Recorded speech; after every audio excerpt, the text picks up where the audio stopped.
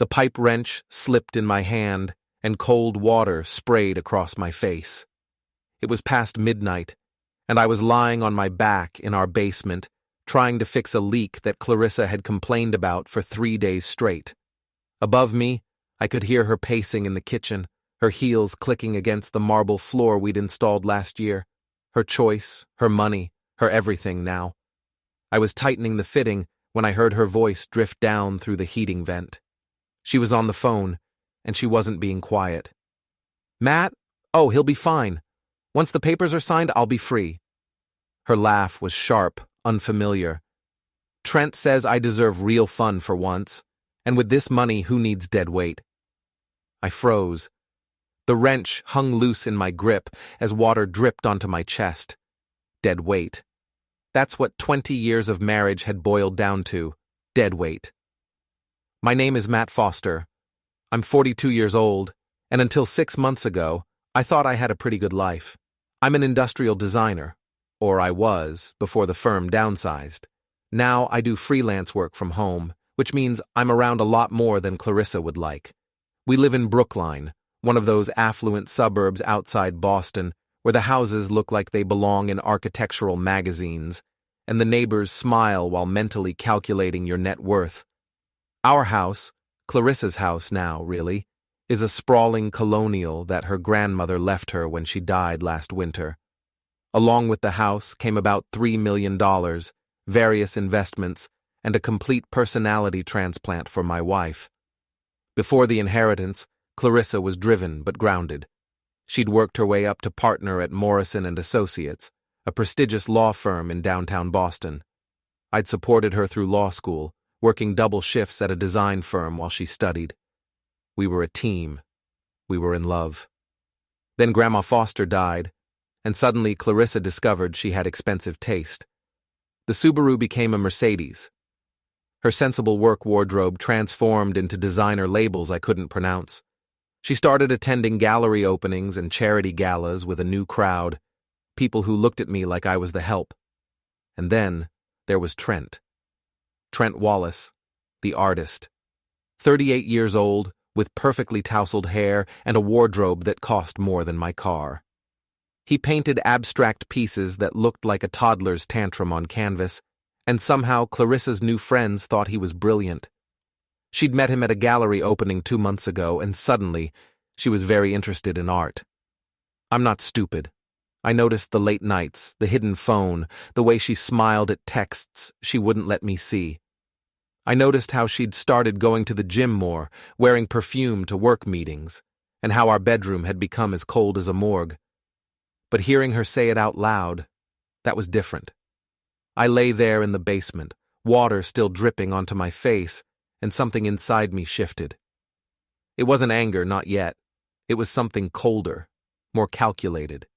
I'd spent 2 decades building a life with this woman.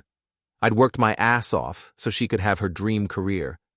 And now that she had money of her own, I was disposable. Fine.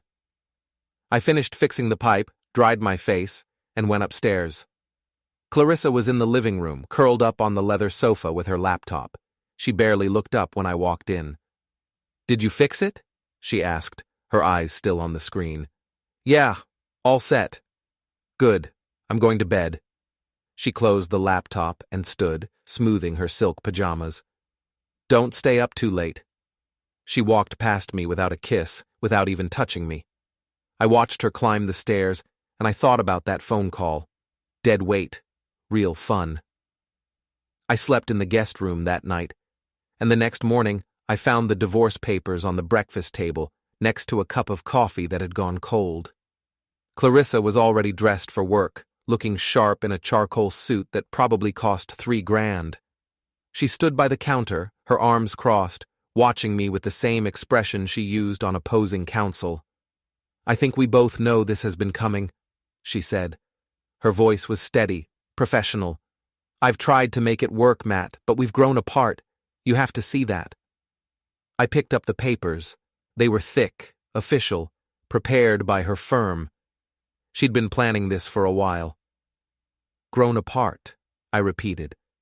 "Is that what we're calling it?" Her jaw tightened. Don't make this harder than it needs to be. I'm being generous with the settlement. You'll get $50,000 in 6 months to find a new place. That's more than fair. $50,000 out of $3 million, plus whatever she'd made as a partner. I'd supported her for years, and she was offering me $50,000 like it was a severance package. What about Trent? I asked. Does he think $50,000 is fair? Her face went pale, then flushed red. I don't know what you're talking about. Sure you don't. I flipped through the papers, not really reading them. How long have you been planning this? Since the inheritance? Or was it before that? Sign the papers, Matt. Her voice had gone cold. Don't make me get ugly about this. I looked at my wife, my soon-to-be ex-wife, and I saw a stranger. The woman I'd loved, the woman I'd built a life with, was gone. In her place was someone who saw me as an obstacle, a problem to be solved with money and legal documents. So I signed, right there at the kitchen table, with the cold coffee and the morning sun streaming through windows I'd helped pay for. I signed every page, and I watched her face relax with each signature. Thank you, she said when I finished. I'll have my lawyer file these today. And Matt, I really do hope you'll be okay. She didn't hope that. She didn't care at all. I moved out that afternoon. I didn't have much. Most of the furniture was hers, bought with her inheritance. I packed my clothes, my design equipment, some books, and a box of old photos that I'd probably burn later. I loaded everything into my 10-year-old Honda and drove away from that big, beautiful house without looking back. I found a place above a pawn shop in Dorchester, a 2-room apartment that smelled like old cigarettes and disappointment. The rent was cheap, the neighborhood was rough, and it was perfect. I didn't want comfort. I wanted to remember what I'd lost, what had been taken from me. That night, I sat on my new second-hand couch and opened a beer. My phone buzzed with a text from an unknown number. Stay away from Clarissa if you know what's good for you. I stared at the message for a long time. Then I smiled. It wasn't a nice smile. They wanted me to stay away. They wanted me to disappear quietly, to take my $50,000 and fade into the background of Clarissa's new, glamorous life. That wasn't going to happen. The boxing gym was called Big Joe's, and it looked exactly like you'd expect. Concrete floors, heavy bags hanging from chains, the smell of sweat and liniment. I'd boxed in college, back when I had time for hobbies, and I'd been decent. Not great, but decent enough to hold my own. Now I needed it for different reasons. Big Joe himself was a retired heavyweight, 60 years old with hands like cinder blocks and a nose that had been broken so many times it pointed slightly left. He looked me over when I walked in that first morning, taking in my soft designer gym physique and my expensive sneakers. You here to get in shape or learn to fight? He asked. Both. He grunted. Most guys your age, they come in here thinking they're gonna be Rocky, usually quit after a week. I'm not most guys. Something in my voice made him look at me closer. Divorce? How'd you know? Always divorce, or debt, or both. He handed me a pair of gloves. You want to hit something? Go ahead. You want to learn something? Come back tomorrow at 6 a.m.? I came back at 6 a.m. And the morning after that. And the one after that. Meanwhile, Clarissa's new life was playing out on social media, like a reality show I couldn't stop watching. She'd gone public with Trent almost immediately after I moved out, posting photos of them at gallery openings, fancy restaurants, weekend trips to the Cape. Her friends, Monica, Jessica, Claire, all the country club wives who'd barely tolerated me, flooded the comments with hearts and congratulations. You deserve this. So happy for you. He's gorgeous. I scrolled through these posts late at night in my crappy apartment, drinking cheap beer and planning. Because here's the thing about revenge. It's not about anger. Anger is hot and stupid and gets you arrested. Revenge is cold. Revenge is patient. Revenge is a long game, and I was willing to play. I started small. At the gym, I'd mention Clarissa's name, drop little comments about her new boyfriend. Yeah, Trent Wallace, the artist. You seen his work? Looks like he just throws paint at a canvas and calls it genius. The other guys would laugh, and word spreads in gyms. Guys talk to their friends, their wives, their co-workers. I did the same at Murphy's, the dive bar 3 blocks from my apartment. The bartender, Danny, was a talker. I'd nurse a beer and mention how Trent's art looked suspiciously similar to a Norwegian painter's work I'd seen online. Probably just inspiration, you know? Artists borrow from each other all the time. But I'd say it with just enough doubt that Danny would repeat it, embellishing it, turning inspiration into plagiarism. Rumors are like viruses. They spread, they mutate, they take on lives of their own. But I wanted more than rumors. Clarissa had always been careless with passwords. She used the same one for everything, her grandmother's birthday, backwards. It took me 10 minutes to get into her Instagram account, the one she'd made for family photos but rarely used. I scrolled through old pictures of us, back when we were happy, and I felt nothing. That life was dead. I uploaded a photo I'd found on her other account. Her and Trent at some charity gala, his hand on her ass, her laughing into his neck. The photo was public, but the caption wasn't. I wrote, "Money can't buy loyalty, but it sure can buy company." Then I logged out and waited. The post stayed up for 6 hours before she noticed. By then, it had been screenshot and shared by at least a dozen people. Her friends, her colleagues, random people who followed her for lawyer advice. They all saw it. She deleted it immediately and changed all her passwords, but the damage was done. I got a call from a number I recognized. Her lawyer friend, Monica. "Matt, what the hell are you doing?" "I don't know what you're talking about, Monica." "That post. Everyone knows it was you." "I'm not even friends with her on Instagram anymore. How would I have access to her account?" I kept my voice innocent, confused. Maybe she posted it by accident, or maybe someone else has issues with her new relationship. Silence on the other end. Then, "Stay away from her, Matt. I mean it." "I am staying away. I'm living in Dorchester now, remember? Whole different world from Brookline." She hung up. 2 weeks later, I ran into Trent at a car dealership in Newton. I was there looking at used trucks. My Honda was dying and I needed something reliable. Trent was there picking up a Porsche, a bright red Porsche 911, probably paid for with Clarissa's money. He saw me and actually waved like we were old friends. "Matt, how's it going, man?" I walked over, forcing a smile. "Can't complain. Nice car." "Thanks. Early birthday present." He ran his hand over the hood like it was a woman's body. Clarissa insisted, said I deserved something special. "She's generous like that," I said. "With her money." His smile faltered. "What's that supposed to mean?" "Nothing. Just that she didn't used to be able to afford cars like this. Inheritance money must be nice." "Yeah, well," he puffed up a little. "She's doing well. We both are." The salesman called him inside to finish paperwork. Trent gave me a little salute and walked away, leaving me standing next to his new Porsche. The security guard was helping an elderly couple with their car, his back turned. I took out my keys. It was stupid, petty, the kind of thing a teenager would do. But watching that thin line appear in the perfect red paint, scratching from the door all the way to the rear bumper, felt better than anything had felt in months. I was back in my Honda and gone before Trent came back outside. That night, I got another text from the unknown number. "Stay away from Clarissa if you know what's good for you." I texted back, "Make me." No response. The next morning at the gym, Big Joe watched me destroy a heavy bag for 40 minutes straight.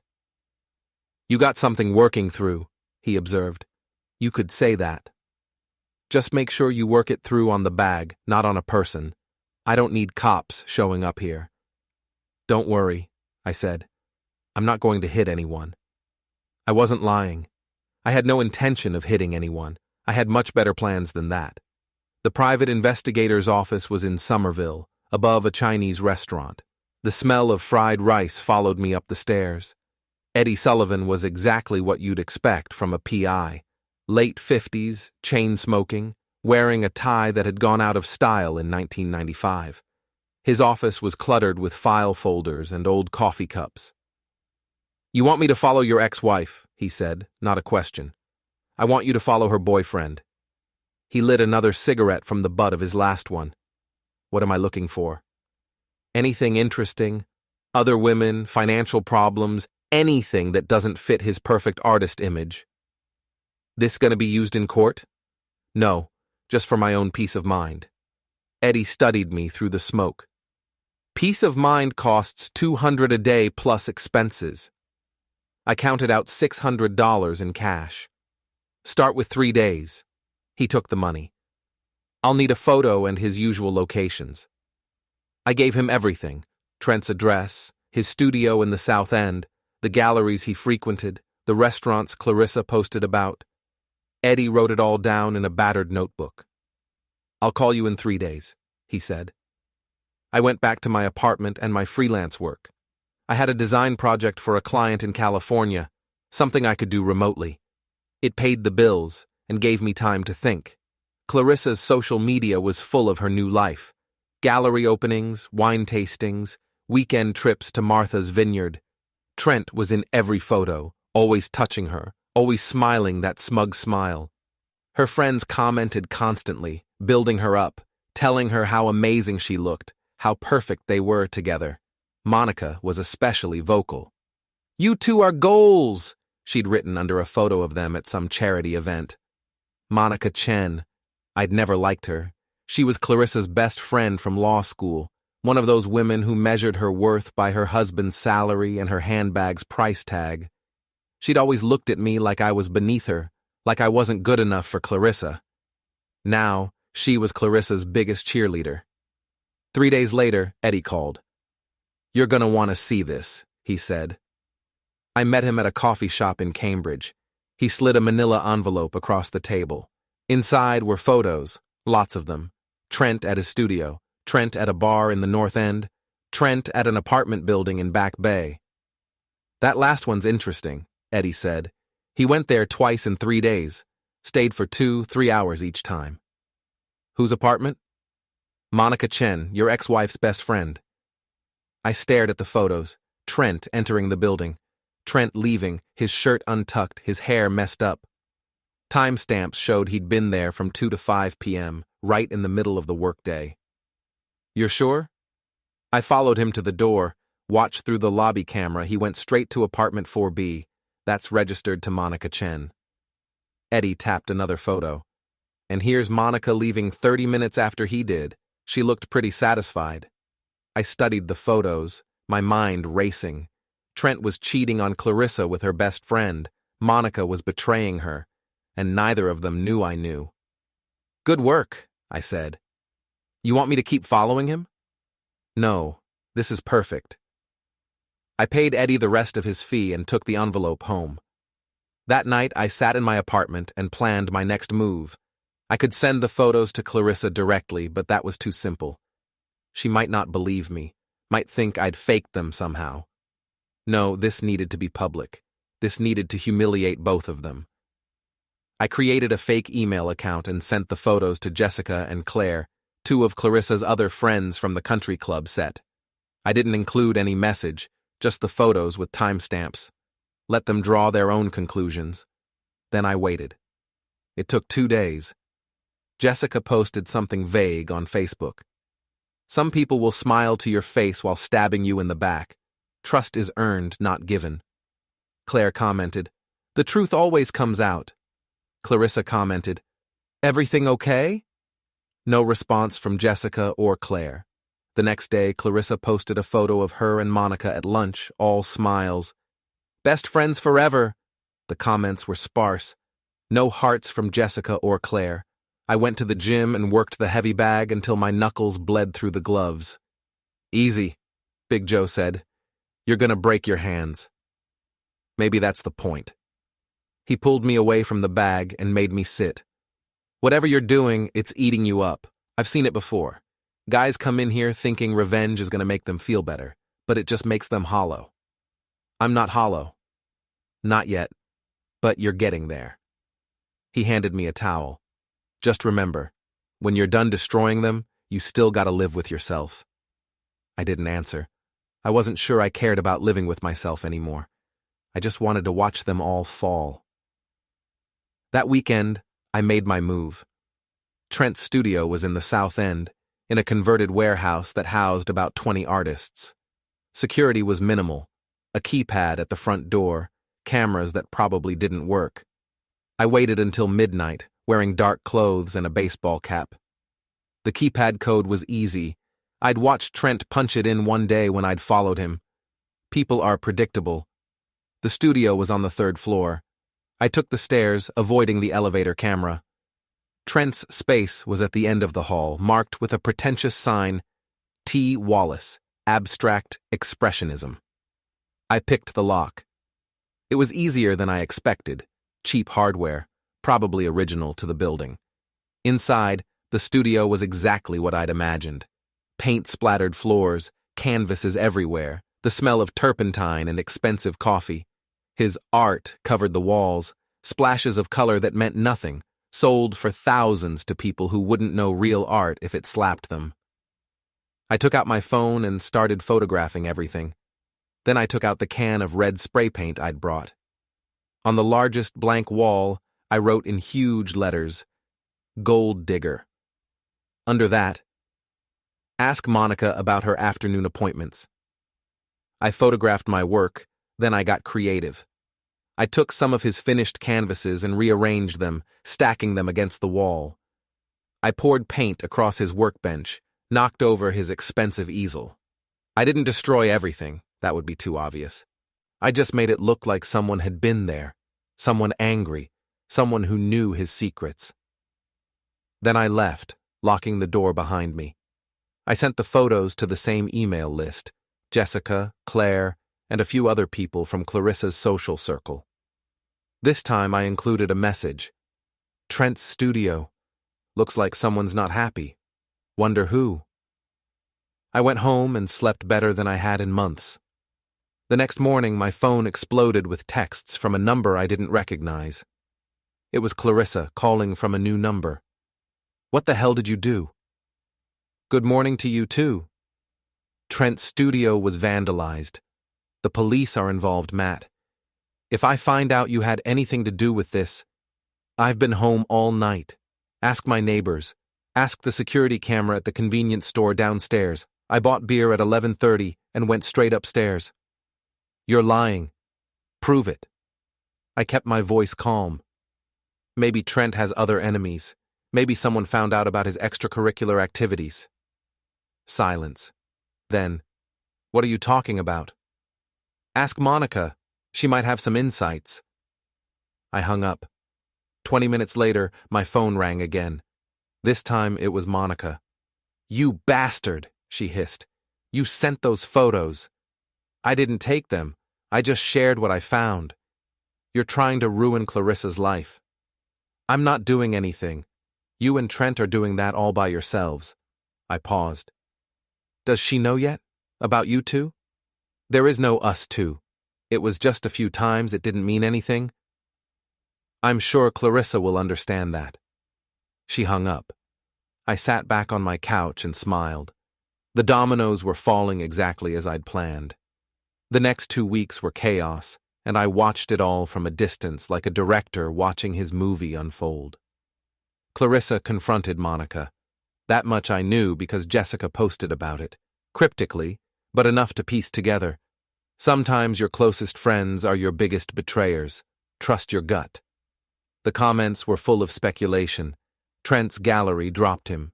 That was public. They released a statement about incompatible artistic visions, but everyone knew it was about the scandal.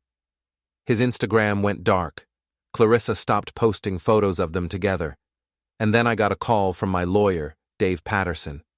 I'd hired him to handle the divorce paperwork, make sure everything was filed correctly. Matt, we need to talk. What's up? Clarissa's lawyer contacted me. They're claiming you've been harassing her. Stalking, vandalism, defamation. They're threatening a restraining order. I haven't been anywhere near her. Can you prove that? I thought about the studio, the spray paint, the photos. I have alibis for everything, security footage, witnesses. They can't prove anything. That's not the point. They're trying to paint you as unstable, vindictive. It could affect the settlement. The settlement's already done. I signed the papers. They're trying to renegotiate, claiming duress, coercion. They want to reduce what you're getting. I laughed. It wasn't a happy sound. $50,000, and they want to reduce it? How much lower can they go? Matt, I'm serious. If they can prove you've been harassing her, they can't, because I haven't. Technically true. I'd been harassing Trent, but that was different. Tell them to back off, or I'll file my own complaints. About her hiding assets, about her affair during our marriage, about her threatening me. Did she threaten you? I have texts. Anonymous, but I can probably prove they came from her or Trent. Dave sighed. This is getting messy. It's been messy since she decided I was dead weight. I hung up and went to the gym. Big Joe took one look at my face and pointed to the ring. You need to spar, he said. I'm fine. You're not fine. You're wound up like a spring. Get in the ring before you do something stupid. I climbed through the ropes. My opponent was a guy named Tommy, mid-30s, construction worker, solid but not fast. We touched gloves and started circling. The first few rounds were controlled, jabs, crosses, footwork. But then Tommy caught me with a right hook that snapped my head back, and something inside me broke open. I went after him hard, throwing combinations, not caring about defense. He hit me back, and I barely felt it. I just kept swinging, kept pushing, until Big Joe stepped in and pulled us apart. That's enough, he said. Both of you, out. Tommy was breathing hard, blood dripping from his nose. The hell was that, man? Sorry, I said. I wasn't sorry. Big Joe made me sit while Tommy cleaned up. Then he sat next to me. You're going to get yourself hurt, he said. Or worse, you're going to hurt someone else. Whatever you're doing, it's consuming you. I'm fine. You're not. And I'm telling you right now, you keep coming in here with that energy, you're not welcome. I don't need that kind of trouble. I looked at him. Big Joe had always been straight with me, never judged, never asked questions. Now he was drawing a line. Understood, I said. I left the gym and drove around for an hour, no destination, just driving. I ended up at the old mansion, Clarissa's house, our house. I parked across the street and stared at it. The lights were on. Through the windows, I could see movement, Clarissa probably, and maybe Trent. Living in the house I'd helped maintain, sleeping in the bed we'd shared, pretending I'd never existed. My phone buzzed. A text from an unknown number. We know it was you. Stay away, or we'll make you regret it. I stared at the text. Then I got out of the car and walked up to the front door. I rang the bell. Clarissa answered, and her face went white. What are you doing here? We need to talk. We have nothing to talk about. Leave, or I'm calling the police. Call them.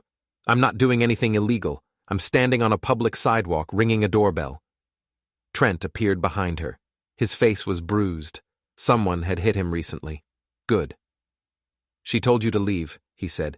And who are you to tell me anything? You're just the guy sleeping with my wife, my ex-wife, while also sleeping with her best friend. Clarissa's face went red. Get out. Does he know? I asked her. About the property taxes you haven't paid? About the debts you've been hiding? I don't know what you're talking about. Sure you don't. $3 million, and you've already burned through half of it. Designer clothes, luxury cars, fancy trips, and now the bills are coming due. You're crazy. Am I? Check your mail. I think you'll find some interesting letters from the county assessor's office. I wasn't bluffing. I'd done my research. Clarissa had been so busy spending money she'd forgotten about the property taxes on the mansion, over $40,000 a year. She was 6 months behind. How do you know about that? she whispered. I know lots of things. I know about Trent's gambling debts. I know about Monica's little visits. I know your lawyer friends are starting to distance themselves because you're becoming a liability. Trent stepped forward. You need to leave, now. Or what? You'll hit me? Go ahead. I'd love to explain to the cops how you assaulted me on your girlfriend's property. He actually raised his fist. Clarissa grabbed his arm. Don't. That's what he wants. She was right. I wanted him to hit me. I wanted a reason to fight back, to make this physical instead of psychological. But I could wait. I'll leave, I said. But here's what's going to happen. That house, it's going into foreclosure. The cars, repossessed. Your perfect little life, it's falling apart, and there's nothing you can do to stop it. You can't do that, Clarissa said. I'm not doing anything. You did it to yourself. I'm just watching it happen. I walked back to my car and drove away. In my rearview mirror, I saw them standing in the doorway, and I smiled. The next day, I got a call from Eddie Sullivan. Your ex-wife's lawyer hired me, he said. Wants me to dig up dirt on you. You going to do it? Hell no. You paid me first. Professional courtesy. He paused. But I thought you should know. They're desperate. They're trying to build a case that you're harassing them, threatening them. They want to get a restraining order, maybe press charges. Let them try. Matt, I'm serious. These people have money and lawyers. You need to be careful. I am being careful. Everything I've done is legal. Barely, but legal. Just watch your back. I thanked him and hung up. Then I made a call to the county assessor's office, asking about properties in foreclosure. Clarissa's house wasn't on the list yet, but it would be soon.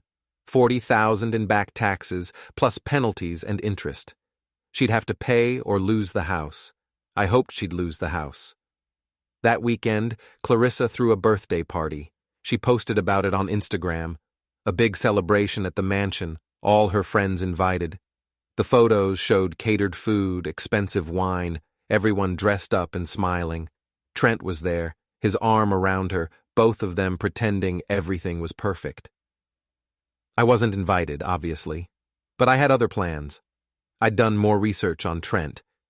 His art career was a joke. He'd sold maybe 10 paintings in 5 years, all to friends or family. He had credit card debt, student loans, a car payment he could barely afford. He was living off Clarissa, and everyone knew it. I also found out about his lakeside cabin. It wasn't his. It belonged to his parents, but they let him use it. A little place in New Hampshire, right on Lake Winnipesaukee. Secluded, private, the kind of place you'd take someone if you wanted to avoid attention. According to Eddie's surveillance, Trent had taken Monica there twice. I decided it was time for a road trip. The cabin was exactly where Eddie said it would be, a small A-frame on the eastern shore of Lake Winnipesaukee, surrounded by pine trees and accessible by a dirt road. It was early evening when I arrived, the sun setting over the water, painting everything gold and red. There were 3 cars parked outside, Clarissa's Mercedes, Trent's Porsche, repaired from my keying, and Monica's BMW. All of them together, probably planning how to deal with me, how to shut me up, how to make me disappear from their perfect lives. I parked my truck down the road and walked back through the trees. The cabin had large windows facing the lake, and I could see them inside. Clarissa, Trent, and Monica, sitting around a table, drinking wine, talking. They looked relaxed, comfortable, like old friends on a weekend getaway. I circled the cabin, staying in the shadows. The back door was unlocked, careless, but typical. Rich people never think anyone would dare intrude on their space. I slipped inside through the mudroom. I could hear their voices from the main room, muffled, but clear enough. Can't prove anything, Trent was saying. The studio thing? No evidence. The photos? Could have been faked. He knows about us, Monica said. Her voice was tight, scared. He told Clarissa. I didn't believe him, Clarissa said. Not until I saw the photos. How could you, Monica? You were my best friend. It didn't mean anything. It was just a few times we were drunk. Don't. Just don't. Silence. Then Trent. We need to focus on Matt. He's the problem. We need to shut him down. How? Clarissa asked. He's not doing anything illegal. He's just watching, waiting. Then we make him do something illegal. We provoke him, get him to threaten us, assault us, something. Then we get a restraining order, press charges, ruin him. He's already ruined, Monica said. He's living in some dump in Dorchester, working freelance. He's got nothing. Then we make sure he stays that way, Trent said. I'd heard enough. I stepped into the main room. All three of them jumped. Clarissa screamed. Trent stood up, knocking over his wine. How did you get in here? Clarissa demanded. Back door was open. You should really be more careful. You're trespassing. I'm calling the police. Go ahead. I'll wait. I sat down in an empty chair, making myself comfortable. But first, let's talk about what I just heard. You're planning to frame me? Provoke me into doing something illegal? Get out, Trent said. Or what? You'll hit me? That didn't work out so well last time. He took a step toward me. I stood up, and he stopped. I'd been boxing for months now, and it showed. I was leaner, harder, more dangerous than I'd been when this all started. Sit down, Trent, I said. All of you, sit down. They did, surprisingly. Maybe it was the tone of my voice, or maybe they finally realized I wasn't the same person they'd dismissed 6 months ago. Here's what's going to happen, I said. Clarissa, your house is going into foreclosure. You're 6 months behind on property taxes, and the county is filing a lien. You've got maybe 30 days before they seize it. Her face went pale. You can't know that. Public records. Anyone can look them up. Your cars? Also behind on payments. Turns out $3 million doesn't last long when you're trying to impress people who don't care about you. That's not true. It is true. Jessica and Claire, they're not your friends. They're vultures, waiting to see you fail so they can gossip about it. Monica? She's been sleeping with your boyfriend. And Trent? I turned to him. You're a con artist, a mediocre artist with no talent and no money, living off a woman you don't love. Shut up, he said. Make me. He lunged at me. I'd been waiting for it. I sidestepped, and he crashed into the table, scattering wine glasses. Monica screamed. Clarissa stood up, backing away. Trent came at me again, throwing a wild punch. I blocked it and hit him back, a solid right cross that caught him on the jaw. He went down hard, blood streaming from his mouth. Stay down, I said. He didn't. He got up, staggering, and came at me again. This time I didn't hold back. I hit him 3 times, body, head, and he collapsed, gasping, curled up on the floor. Matt, stop! Clarissa was crying now. Just stop! I looked at her. My ex-wife, the woman I'd loved for 20 years, reduced to tears over a man who didn't deserve her. Except maybe he did. Maybe they deserved each other. I'm not the one who destroyed our marriage, I said. You did that. You and your inheritance and your new friends and your need to be someone you're not. I supported you for years, and the moment you didn't need me anymore, you threw me away like garbage. That's not fair. Fair? You think any of this is fair? You get millions of dollars, a new boyfriend, a new life, and I get $50,000 and a crappy apartment. That's fair? You signed the papers. Because you made me think I didn't have a choice, I was shouting now, months of anger finally breaking through. You made me feel worthless, like I was holding you back, like I was the problem. But I wasn't the problem. You were. You and your greed and your selfishness. Monica stood up. We should call the police. Go ahead, I said. Tell them I defended myself when Trent attacked me. Tell them about the photos, the affair, the fraud. Let's see who they believe. Nobody moved. I took out my phone and started recording. Say hi to the internet, I said, panning across all 3 of them. This is Clarissa Foster, successful lawyer and terrible person. This is Trent Wallace, failed artist and professional mooch. And this is Monica Chen, backstabbing best friend. They're all here at this cabin planning how to frame me for harassment. But don't worry. I've got it all on tape." "You can't do this," Clarissa said. "I already did." I stopped recording and put my phone away.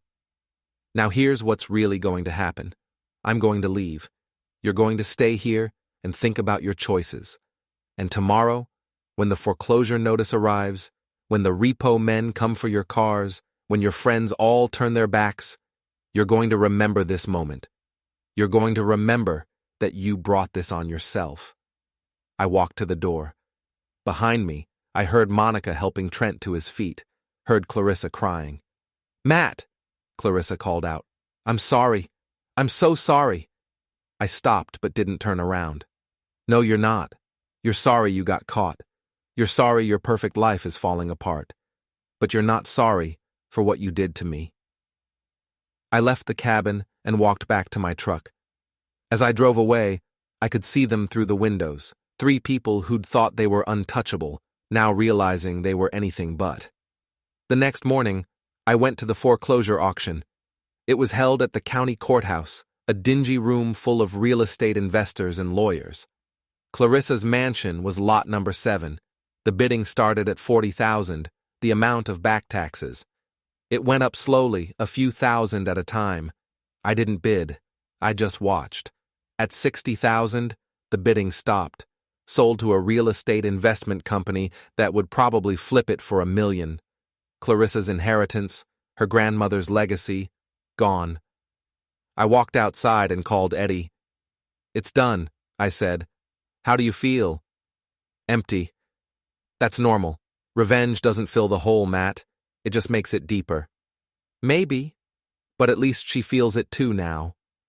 I hung up and went home. My crappy apartment above the pawn shop, my second-hand furniture, my cheap beer. It wasn't much, but it was mine. I'd earned it by surviving, by fighting back, by refusing to be dead weight. That night, Clarissa called me. I almost didn't answer, but curiosity won out. "What do you want?" "I lost the house." Her voice was hollow. "And the cars, and Trent left. He said he couldn't deal with this anymore." "I'm sorry to hear that."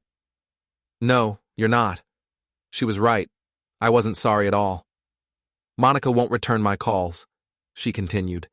"Jessica and Claire blocked me on social media. My firm is talking about putting me on leave because of all the negative attention. Everything's falling apart, Matt. Everything. I know the feeling.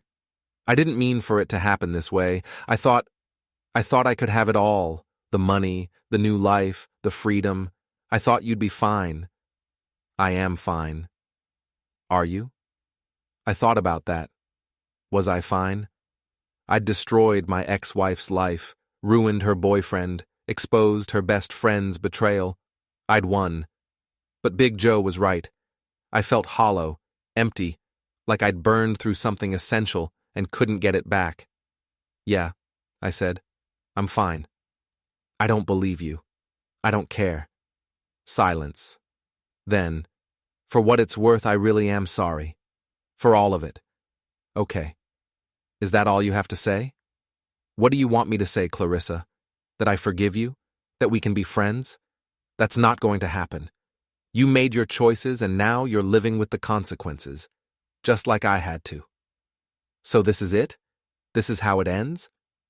"This ended 6 months ago when you put those divorce papers on the table. Everything since then has just been the aftermath." She started crying. Real tears this time, not manipulation or performance. The sound of someone who'd lost everything and finally understood what that meant. I hung up. 3 weeks later, I saw Clarissa at a coffee shop in Cambridge. She was alone, wearing jeans and a simple sweater. No designer labels, no jewelry. She looked smaller somehow, diminished. She saw me and froze. For a moment, I thought she might run. But then she walked over. "Hi," she said. "Hi. Can we talk?" "I don't think that's a good idea. Please, just 5 minutes." Against my better judgment, I said yes. We sat at a corner table, 2 strangers who used to be married. "I got a job," she said, "at a small firm in Quincy. It doesn't pay much, but it's something. And I'm renting a studio apartment in Somerville. Good for you. I'm trying to rebuild, start over. That's what I had to do. She nodded. I know, and I'm sorry. I'm really, truly sorry for what I did to you. I was selfish and stupid and cruel. I don't expect you to forgive me, but I wanted you to know. I looked at her, really looked at her, and saw someone I didn't recognize. The confident, cold woman who'd handed me divorce papers was gone. In her place was someone broken, humbled, trying to find her way. I forgive you, I said. She looked up, surprised. Really? Yeah, not because you deserve it, but because I'm tired of being angry. I'm tired of carrying this around. Tears streamed down her face. Thank you. We sat in silence for a minute. Then she stood up. I should go. But Matt, I hope you find happiness. Real happiness, not just revenge. You too? She walked out of the coffee shop and I watched her go. For the first time in months, I felt something other than anger or emptiness. I felt peace. Not happiness, not yet, but peace. I finished my coffee and left. Outside, the sun was shining and the air smelled like spring. I had a design project to finish, a boxing match next week, a life to rebuild. They say revenge is a dish best served cold. I say it's better served with a front row seat and a standing ovation. But in the end, the best revenge is moving on, building something new, and leaving the past where it belongs, behind you. I walked down the street, hands in my pockets, and I smiled. Not because I'd won or because they'd lost, but because I was finally free.